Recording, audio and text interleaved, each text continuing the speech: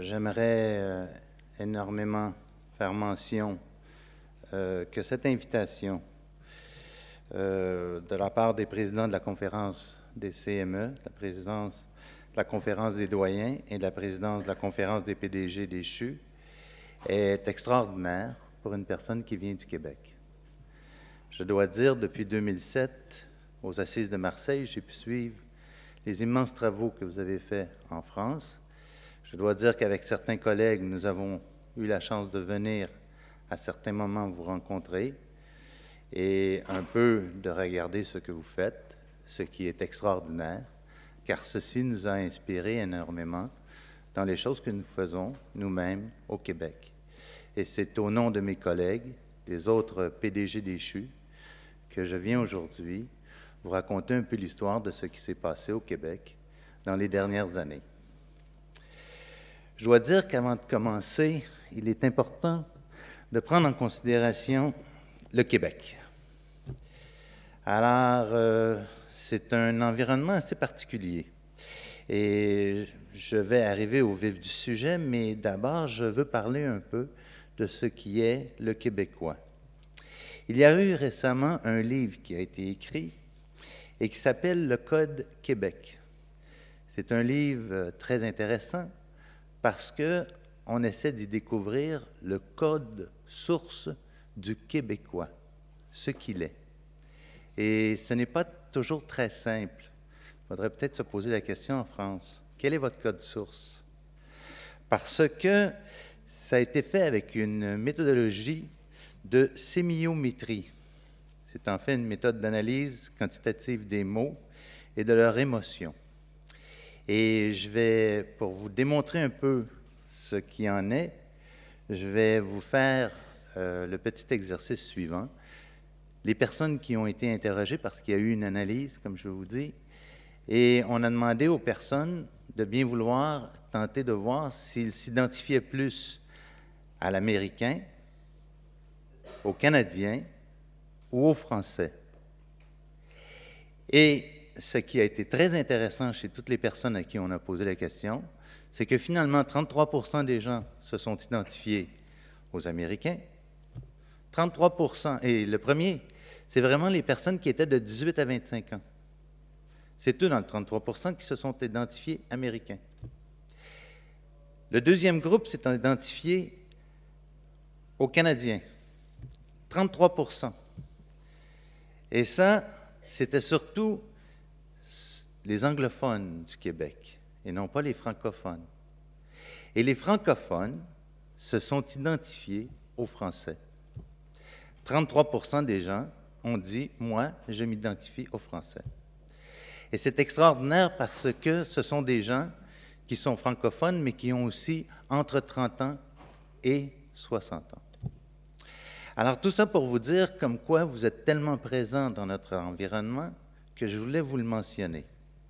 Et d'ailleurs, l'auteur a fait un petit énoncé à la fin. Il a dit « Le Québécois, c'est en fait un Américain pacifique. C'est en fait un Canadien plus enjoué. Et finalement, c'est un Français plus modeste. »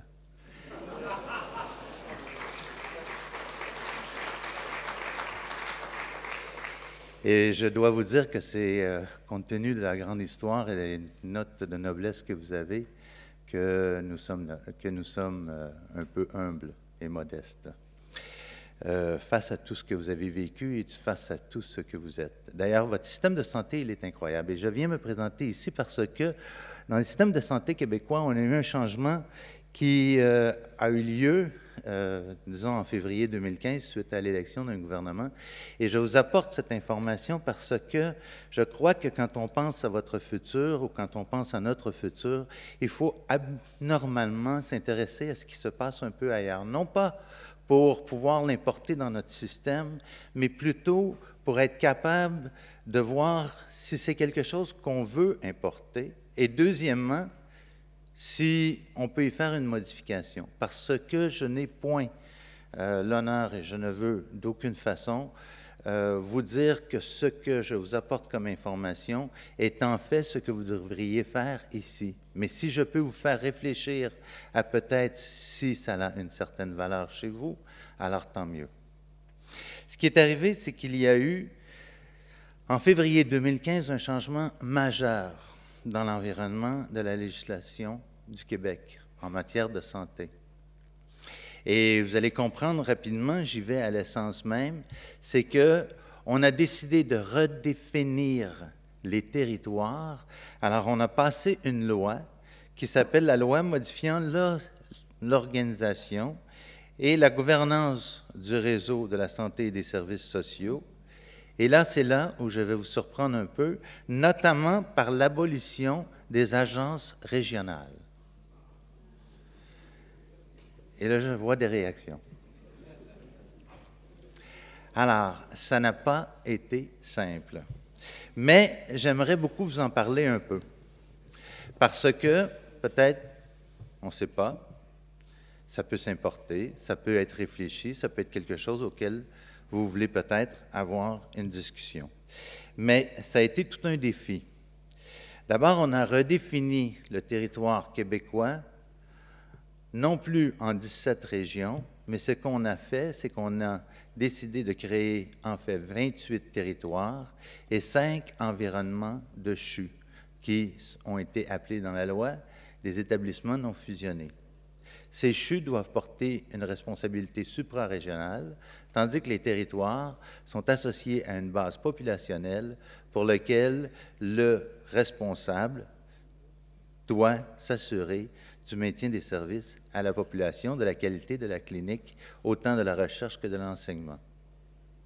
Alors, ce qui est très intéressant, c'est que dans la disparition des agences, la loi a prévu une chose, c'est qu'il devait y avoir que 10% du personnel des agences qui se retrouverait au ministère de la Santé et des Services sociaux et 10% du personnel qui se retrouverait dans les établissements. Et donc, 80% du personnel des agences ont été et ont malheureusement vu leur poste aboli. Tout un changement. Parce qu'à partir de ce moment, ce qu'il y a eu aussi, c'est une redéfinition des conseils d'administration qui étaient les entités de gouvernance des établissements de santé.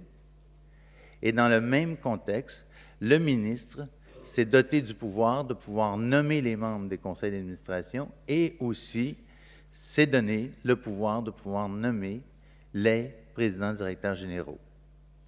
Alors, au 1er avril 2015, il a fallu que je réapplique pour le poste que j'avais et d'être renommé par le ministre de la Santé de façon à pouvoir diriger le Centre universitaire de santé de McGill. Je dois dire qu'il y a eu beaucoup de sous sauvés.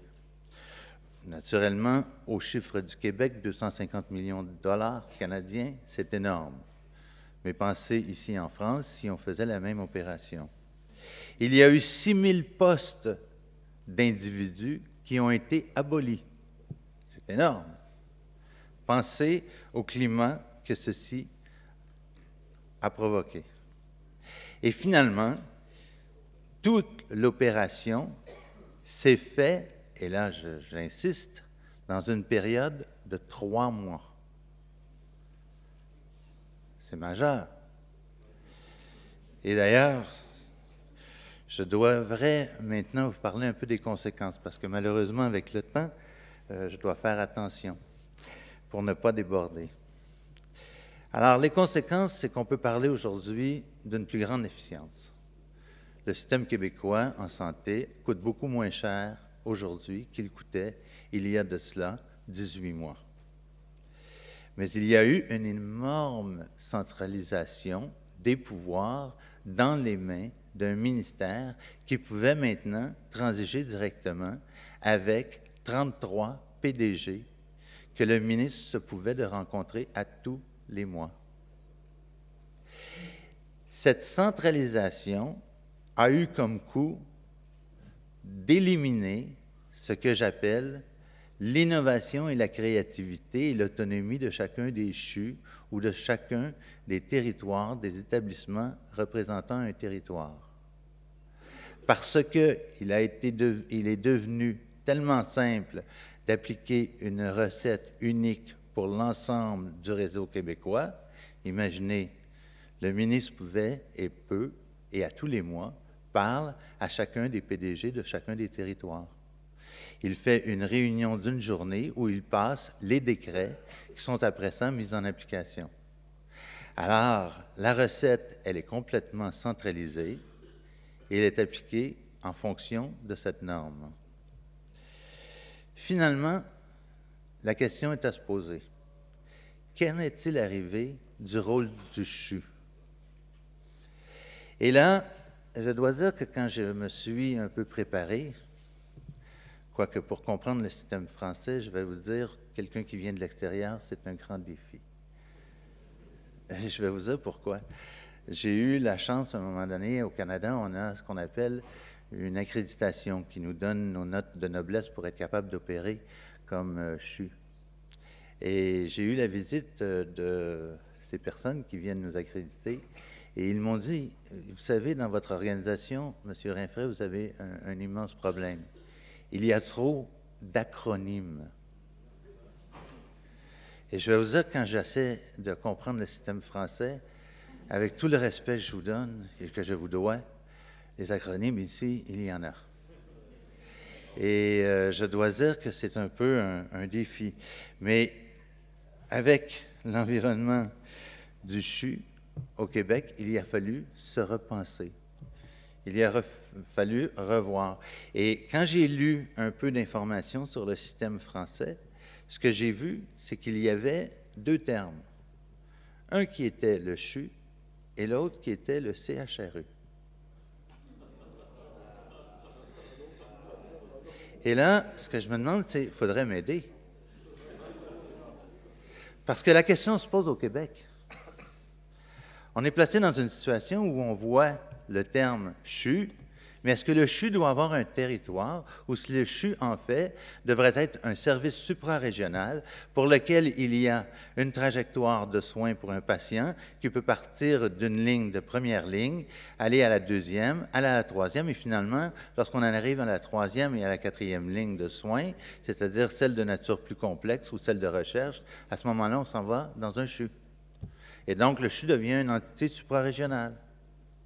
Ou est-ce que le CHU a vraiment une responsabilité territoriale? Et là, c'est la question que je me pose et je pensais trouver la réponse quand j'arriverai en France. Mais je ne suis pas certain.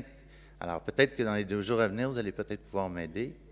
Mais je dis qu'il faut vraiment que cette notion soit bien arrêtée, car si, comme au Québec, un jour, il y a un ministre qui se présente et qui dit on abolit les agences, on crée des territoires, et compte tenu qu'il n'y a plus d'agences et qu'il y a des territoires, et qu'on regroupe certains CHU, parce qu'on en fait des grands CHU, à ce moment-là, est-ce qu'ils auront un territoire ou ils ne seront qu'un service suprarégional?